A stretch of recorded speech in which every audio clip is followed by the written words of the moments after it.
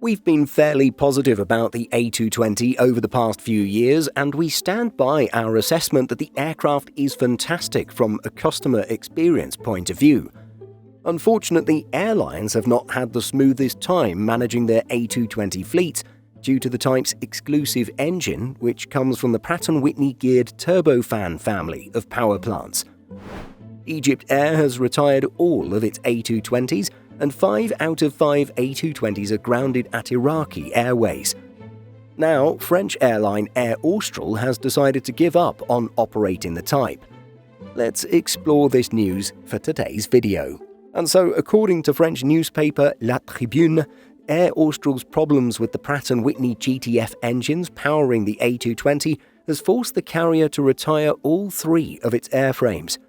Airline chairman Hugues Marchessault was quoted by the newspaper as saying this: "Given the technical problems we are experiencing with this medium-haul fleet, we believe we have no other choice, and it is a forced choice, than to try to evolve towards a new module in order to stabilize the company."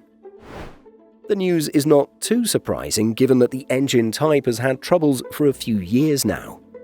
Similar to its larger sibling, which powers the A320neo family of aircraft, the geared turbofan engine by Pratt & Whitney has had durability issues, and this has drastically shortened the time on wing. And then, of course, this extends the AOG, or aircraft on ground time, while operators wait for spare parts. And so, as you can imagine, for a small fleet like Air Austral and its 8 aircraft, having 3 A220s with on-again, off-again engine issues can see a relatively large impact on operations. The airline uses these jets to link Réunion, an island in the Indian Ocean, to Madagascar, Mauritius, South Africa, and the French island territory of Mayotte. The website Airline Geeks reports that the airline is considering either the A320neo or Boeing 737 MAX as potential replacements. And while the 737 MAX is exclusively powered by the CFM LEAP, our guess is that Air Austral would choose CFM-powered A320neos if it were to go in the Airbus direction.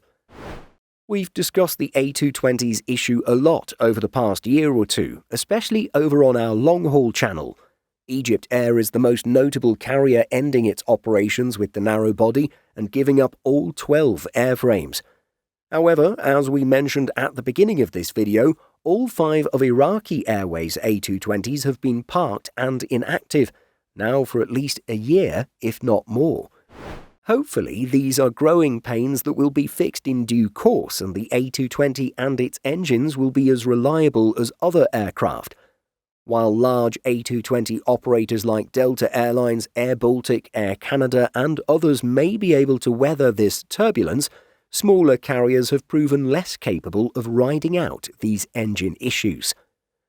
What do you think of Air Austral ending A220 operations? Let us know by leaving a comment. In addition to our daily YouTube videos, Simple Flying publishes over 150 articles every week.